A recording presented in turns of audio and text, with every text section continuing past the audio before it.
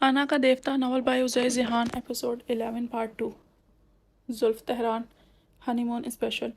इसकी अभी आंख लगी थी कि इंटरकॉम बजने लगा। कौन है? वो नींद में क्रेडल उठाकर बड़बड़ाया। दूसरी जानिब इसकी मुलाजमा थी। बास कोई जेनिफर आपसे मिलने आई हैं, अंदर बुला लूँ? कौन जेनिफर? मैं किसी जेनिफर को नहीं जानता, लेकिन वो इसरार कर रही हैं, कह रही हैं आपने खुद मिलने के लिए बुलाया है। ठीक है, बुला लो। इसने नींद से बोझल आंखें रगड़ी। मैंने बुलाया है? कब? खुद साख्तगी से बड़बड़ाया। इसके शौर में कोई जेनिफर नामी लड़की सामने नहीं आई। वो कमरे से निकलकर रेलिंग पर झुका। सामने मरकज़ी दरवाजे और हॉल का मंजर साफ नज़र आ रहा था। हटो, मुझे देखने दो। इसकी आवाज़ पर मुलाजमा दरवाजे से हट गई। एक बेहद खूबसूरत लड़की नुमाइशी लिबास में मलबूस गहरा मेकअप किए किए इसे देखकर मुस्कुराई। झूठ क्यों बोला तुमने? मैंने कब बुलाया है तुम्हें? वो उलझ कर इसे देखने लगा।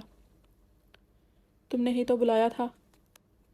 पुरशौक निगाहों से देखती हुई लड़की ने इसके सीने पर उंगली रखी तो इसे एहसास हुआ वो शर्ट पहनना भूल गया था। मैंने तुम्हें नहीं बुलाया, तुम्हें कोई गलत फहमी हुई होगी, इसने बेजार होकर कहा और दरवाज़ा बंद करने लगा। जेनिफर नामी लड़की ने इसके गले में बाजू डाले और कान के करीब बड़बड़ाई। तुम्हारा वो हैंडसम दोस्त कहाँ है? इसने मुझे बुलाया है। वो एकदम आउट हुआ था। इसने ना सिर्फ इसके हाथ हटाए बल्कि दूर धक्का देते हुए गुर्राया, दफ़ा हो जाओ यहाँ से और दोबारा मत आना। वो खबीस इधर नहीं रहता, ये मेरा घर है। वो उंगली उठाकर चबा चबा कर कहने लगा, बास्टर्ड। लड़की कीनावर नज़रों से इस बदतमीज़ शख्स को घूरती रही, फिर उठकर चली गई। हद होती है, तुमने इसे अंदर क्यों आने दिया?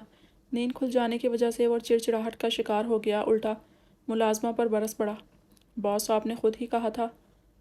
वो इसे देख कर रह गया, फिर सर झटक कर अपने कमरे में आ गया। बिलाशुबा ये अमान ही की हरकत थी, वो इससे हिसाब ज़रूर लेगा।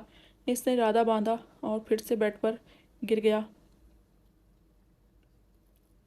इसके मना करने के बावजूद तेहरान ने इसे यूनिवर्सिटी में एडमिशन दिलवा दिया था। चूँकि हाई स्कूल के बाद यूनिवर्सिटी में इसका पहला साल था, जो कमाल हसन की पाबंदी की वजह से, पेपर्स में अदम मौजूदगी की वजह से ज़ाया हो गया था। इसलिए तेहरान ने नई सिरे से इसका एडमिशन करवा दिया था। अंदर से कहीं वो चाहता था कि वो जुल्फ इसकी हम पल्ला हो सके और इसके जितनी मजबूत और देखना चाहता था। जुल्फ को भी शायद अदराक हो चुका था, इसलिए इसने इसकी एक बातें मानती जा रही थी और वो मनवाता जा रहा था। इस अटूट बंधन में बंधे 2 साल कैसे गुजरे, इन्हें वक्त का एहसास ही नहीं हुआ। वक्त के साथ इन दोनों की ज़ात में बहुत सी तब्दीलियाँ आई थीं। जहाँ जुल्फ अपने पैरों पर खड़ा होने की कोशिश कर रही थी, तेहरान ने हर मोड़ पर इसका साथ दिया था और इसकी मोहब्बत पर सर तस्लीम ख़त्म कर दिया था। इस अरसे में वो एक दूसरे के बहुत करीब आ गए थे। इनके दरमियान ताल्लुक़ बहुत गहरा हो गया था। उफ़क़ की किरणें गिलास वाल से फूटती हुई इसके चेहरे पर पड़ रही थी। वो लबों पर मुट्ठी जमाए दुश्मन जहाँ के ख्यालों में गुम था। लबों पर दिल फरेब सी मुस्कुराहट खेल रही थी। तभी सेल फोन बजने लगा। वो चौंक कर मुतवज्जा हुआ। जुल्फ कॉलिंग देखकर मुस्कुराहट गहरी होती चली गई। क्या कर रही थी तुम कि मेरी कॉल पिक करने की जहमत भी महसूस नहीं की? अंदाज में हल्की सी खफगी का तासुर था। दूसरी तरफ जाने क्या कहा गया। वो खुलकर मुस्कुराया और सीधा होकर बैठा। अच्छा, आज पैकिंग कर लो, हम कुछ दिनों के लिए आउट ऑफ टाउन जा रहे हैं। इसने खबर क्या सुनाई? जुल्फ ने खुशी से गला फाड़ कर इसके कान जख्मी कर दिए। इसने बेसाख्ता फ़ोन कान से जुदा किया। अब यह तो सरप्राइज़ है मोहतरमा। खैर, तुम पैकिंग मुकम्मल कर लो, मैं ऑफिस से आकर बात करता हूँ। इसी लम्हे दरवाज़ा नॉक करके दिलावर पाशा अंदर आए थे। महज इन्हें छेड़ने और तपाने की खातिर किस कदर शरारत से इसने सेल फ़ोन पर कहा था, वो सब मैं अकेले में बताऊँगा मेरी जान। यहाँ एक मुअज़्ज़ज़ हस्ती तशरीफ़ फरमा है जिनके सामने ये बातें नामाकूल लगेंगी। इसने एक तसव्वुराती बोसा भी दे डाला था। ये क्या छिछोरपन लगा रखा है तुमने? सुबह शाम ऑफिस में। वह सरतापा सुलग गए। शादीशुदा आदमी हूँ, आप जानते हैं, बीवी के चोंचले उठाने पड़ते हैं। मस्कीनियत की इंतहा थी। यानी वो हाथ बाहम फंसाकर आगे को हुआ।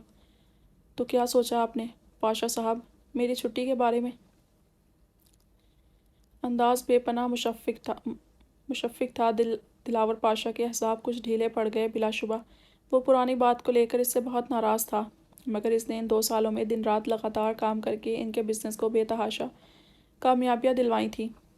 और फिर वो कहाँ इससे बेगाना रह सकते थे। बिलाखिर थी तो सारी दौलत इसी की। वो तो बूढ़े हो चले थे। वो इकलौता था, इनकी आंखों का सुकून था। بے شک وہ سخت رویے کے مالک تھے، کھلی محبت نہیں جتلاتے نہیں تھے۔ جب تہران نے ان سے طویل وقت کے بعد چھٹی کا مطالبہ کیا تو وہ منع کر ہی نہ سکے۔ ان کے گلے شکوے اپنی موت آپ مر گئے اور وہ اس کے آفس چلے آئے۔ ماں 2 لفافوں کے۔ یہ تم دونوں کے لیے ہنی مون کے ٹکٹس ہیں۔ کس لیے؟ تہران کو شاک لگا۔ تمہارے لیے اور کس لیے؟ تحفہ ہے میری طرف سے اور 2 ہفتے سے زیادہ چھٹیوں کی اجازت نہیں ہے۔ وہ بظاہر سختی سے کہہ رہے تھے۔ تہران دل ہی دل میں اتنا خوش ہوا تھا کہ بے اختیار انہیں گلے لگا لیا۔ تھینک یو سو مچ بابا۔ اس کے لہجے میں مان اور بے پناہ محبت تھی۔ خوش رہو، جیتے رہو ہمیشہ۔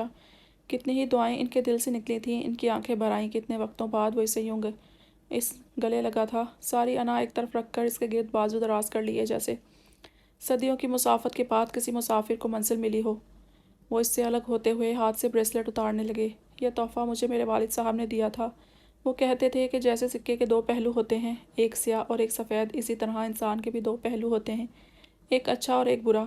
اب جب تم محبت کر ہی بیٹھے ہو تو تمہیں یہ نصیحت کرتا ہوں کہ محبت میں مبتلا ہونے کو تمہارے لیے اس کی صرف ایک ہی خوبی کافی ہے، مگر زندگی کے کسی موڑ پر اگر تم پر خامیاں بھی آشکار ہو جائیں تب بھی تم اس کا ہاتھ مت چھوڑنا، کیونکہ تمہیں اس کی برائیوں اور اچھائیوں دونوں سمیت اپنانا ہے، دونوں سے محبت کرنی ہے۔ وہ بہت لگاؤ اور خوش خوئی سے کہتے اس کی مضبوط کلائی پر بریسلٹ باندھ رہے تھے۔ اسے بھی میں گفٹ سمجھوں؟ وہ شریر ہوا۔ دلاور پاشا نے مسکرا کر سر ازبات میں ہلاتے ہوئے اسے ایک بار پھر سینے سے لگا لیا۔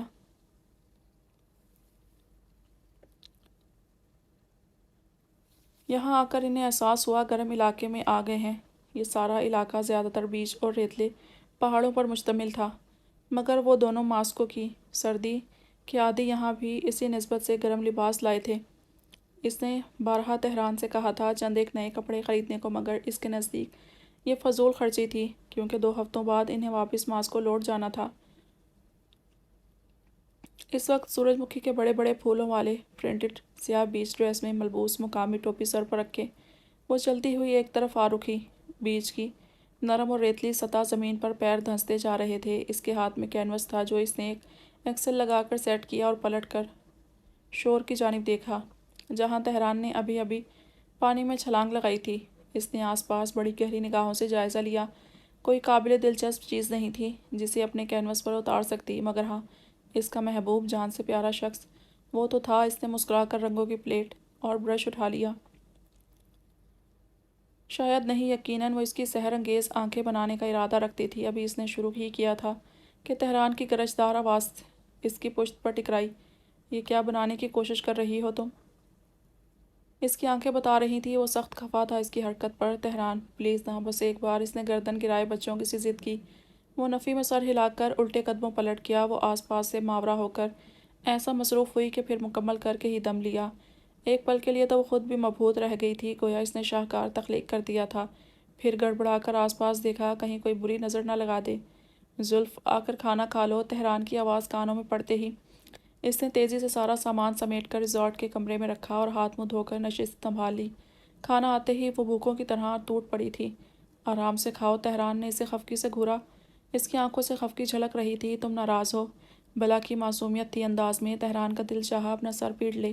کھانا کھاؤ چپ چاپ، اس نے بظاہر سنجیدگی سے کہا۔ ناراض ہو مطلب؟ وہ شریر انداز میں بولی اور دل ہی دل میں مسکرا دی۔ وہ ناراضگی کا اظہار کرتے ہوئے کتنا پیارا لگ رہا تھا۔ ایسے کیا گھور رہی ہو؟ کھاؤ گی کیا؟ وہ کانچ کی طرح تڑخا۔ تم میرے ٹیسٹ کے مطابق نہیں ہو۔ وہ کھلم کھلا اسے رد کر رہی تھی۔ تہران کی انا ہرٹ ہوئی تھی۔ وہ طنزیہ انداز میں جھک کر پوچھنے لگا، تو کون ہے تمہارا ٹیسٹ؟ تمہیں کیوں بتاؤں میں کھڑوس پاشا؟ وہ بھی جھکی اور آنکھوں میں آنکھیں ڈال کر بولی، تمیز سے نام لو میرا۔ اسے پتنگے لگ گئے تھے۔ نہیں لیتی، کیا کر لو گے؟ اس نے بھی تیور دکھاتے ہوئے کہا اور فوک زور سے پلیٹ میں پڑھا، مگر آس پاس لوگوں کی پرتپش اور معنی خیز نگاہیں محسوس کر کے ان دونوں کو بحث ترک کرنی پڑی۔ دیکھ لوں گا تمہیں۔ پلیز، اس نے کھلی دعوت دی۔ انداز بڑا چیلنجنگ تھا اور لبوں پر چڑھا دینے والی مسکراہٹ تھی۔ تہران کا جی جل کر خاک ہو گیا۔ وہ بدمزگی سے کھانا چھوڑ کر بیٹھ گیا البتہ زلف اس کے تاثرات سے بھرپور لطف اندوز ہوتی رہی۔ اسی لمحے ویٹر ٹیبل پر حاضری دینے آیا تھا۔ اس کے ہاتھ میں گلاب کا پھول تھا۔ دنیا کی سب سے خوبصورت لڑکی کے لیے میری طرف سے یہ خوبصورت پھول۔ تشریف آوری کا شکریہ۔ مقامی زبان میں جھک کر اسے پھول پیش کرتے ہوئے شاعرانہ انداز میں کچھ کہا تھا۔ وہ سمجھ تو نہ سکی مگر بچوں کی مانند خوش ہونے لگی۔ اس نے تہران کو دیکھا جس نے کندھے اچکائے تھے۔ Thank you. اس نے مسکراتے ہوئے پھول تھام لیے۔ تہران کے لیے اس سے زیادہ برداشت کرنا محال ہو رہا تھا۔ اس نے جھک کر اپنے شوز اور اس کے سینڈلز اٹھائے، کمرے کی طرف بڑھ گیا۔ وہ تقریباً بھاگتے ہوئے اس کے ہم قدم ہوئی تھی۔ کیا کہہ رہا تھا وہ؟ اشتیاق سے پوچھا۔ وہ بلدار سیڑھیاں چڑھتا ہوا اوپری منزل پر رک کر دروازہ کھولنے لگا۔ بتاؤ نا، بے تابی سے سوال دہرانے لگی۔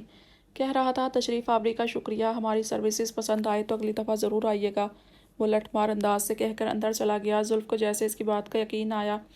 اس کا موڈ بگڑا ہوا تھا سو ارادہ ترک کر دیا، ورنہ دوسری بار ضرور پوچھتی تم خوامخواہ ہی ناراض ہو رہے ہو مجھ سے؟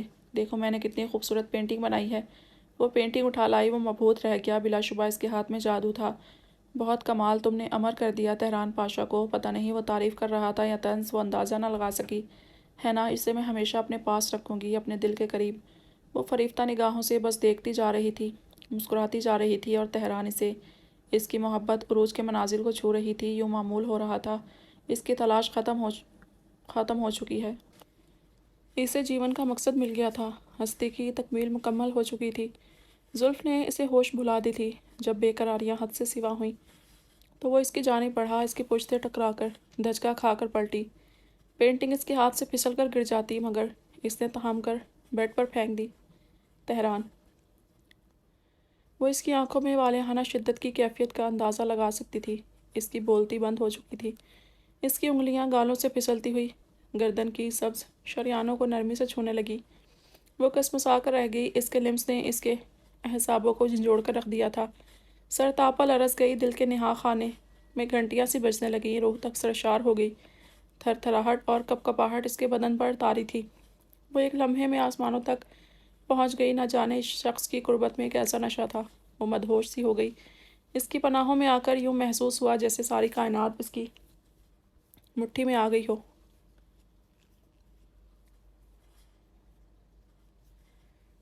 سلیگر میں اس وقت بے حد ٹھنڈ پڑ رہی تھی۔ اس نے انر کے اوپر اونی شرٹ اور جیکٹ پہنی ہوئی تھی۔ اس کے باوجود اسے ٹھنڈ محسوس ہو رہی تھی۔ تہران سارے راستے اسے علاقائی کھانوں کی طویل لسٹ گنواتا رہا تھا۔ اس کی بھوک میں اضافہ ہو رہا تھا۔ سلیگر میں جھیلوں کی غیر معمولی خوبصورتی کی وجہ سے مشہور تھا، گرمیوں میں ویک بورڈنگ اور سردیوں میں سنو موبائلنگ کی وجہ سے خاصا آئیڈیل مانا جاتا تھا۔ سیاحوں کی دلچسپی کے لیے خاص طور پر یہاں بائکنگ، واٹر ہائیکنگ کے دلکش مقامات تھے۔ یہاں کے لوکل مقامات سیاحوں کی خاص توجہ کا مرکز بنتے تھے۔ ان دونوں نے سیر ہو کر کھانا کھایا، دن بھر مختلف مقامات پر گھومتے رہے اور رات پھر اسی ہوٹل سے کھانا کھا کر پیدل ہی سڑک پر نکل پڑے تھے۔ تاریک سرد رات میں آسمان پہ کہیں کہیں ستارہ تھا، چاند سرے سے غائب تھا۔ سیاہ تارکول کی لمبی سنسان سڑک پہ دونوں من بوجھی دنیا جہاں کی فکروں سے آزاد چلتے ہی جا رہے تھے۔ کھیلو گی؟ وہ بال کو مہارت سے پیروں پر اچھالتے ہوئے مزے سے پوچھنے لگا۔ بھورے بال اس کی پیشانی پر جھول رہے تھے۔ کیجول لباس میں وہ بے حد وجیح لگ رہا تھا۔ اس نے تاب نہ لا کر بے ساختہ نگاہوں کا محور بدل لیا۔ مجھے کھیلنا نہیں آتا۔ زلف نے کندھے اچکائے۔ چلو ایک کام کرتے ہیں، دونوں باری باری اس بال کو کک لگائیں گے، جس کی زیادہ دور گئی وہ ونر، ٹھیک ہے؟ تہران نے بال اس کے حوالے کرتے ہوئے کہا۔ اوکے۔ پرزور آمادگی سے سر ہلایا۔ بال سڑک پر رکھ کر جیسے ہی کک ماری وہ زیادہ دور تک نہیں جا سکی۔ وہ منہ پھلاتے ہوئے بولی، اب تمہاری باری۔ اس نے بال تھام کر پوری قوت سے کک لگائی تھی۔ فٹ بال اندھیری سڑک پر کہیں غائب ہو گئی۔ وہ پھٹی پھٹی نظروں سے دیکھنے لگی۔ میں جیت گیا، اس نے کندھے اچکا کر بے نیازی سے کہتے ہوئے اپنی جیت کا اعلان کر دیا۔ وہ سرتاپا چل گئی اور لڑاکا عورتوں کی طرح اس کی طرف بڑھ کر بولی، ایسے کیسے جیت گئی یار؟ تم خود کو دیکھو اور مجھے دیکھو، میں بیچاری دبلی پتلی نازک سی لڑکی اور تم ٹھہرے ہٹے کٹے شخص۔ ظاہر ہے تم میں زیادہ طاقت ہے، اور ویسے بھی میں نے سینڈل پہنی ہوئی ہے، ورنہ تم دیکھتے۔ وہ پرشوق اور مسکراتی نگاہوں سے اس کا انداز دیکھ رہا تھا۔ یہ سراسر انفیئر ہے، میں نہیں مانتی۔ اس نے برہمی سے رخ پھیر لیا۔ تہران کے بے ایمان ہوتے دل میں شرارت مچلی اور اس نے ایک دم زلف کو بازو میں بھر کر گھما ڈالا۔ تہران چھوڑو میں گر جاؤں گی، چھوڑو۔ وہ ایک دم بدحواس سی ہو کر چیخی تھی تو وہ رک گیا۔ بدتمیز! اس کا سانس پھول چکا تھا۔ اسے مکے رسید کرتے ہوئے خود کو چھڑایا۔ ادھر آؤ، تم سے ایک بات کہوں۔ اس کا لہجہ اور انداز دونوں ہی معنی خیز تھے۔ وہ دھیرے سے اس کی جانب بڑھا۔ وہ مسکرا کر دور بتکی۔ جی نہیں، میں خوب جانتی ہوں تمہیں۔ ارے آؤ تو صحیح۔ کبھی نہیں۔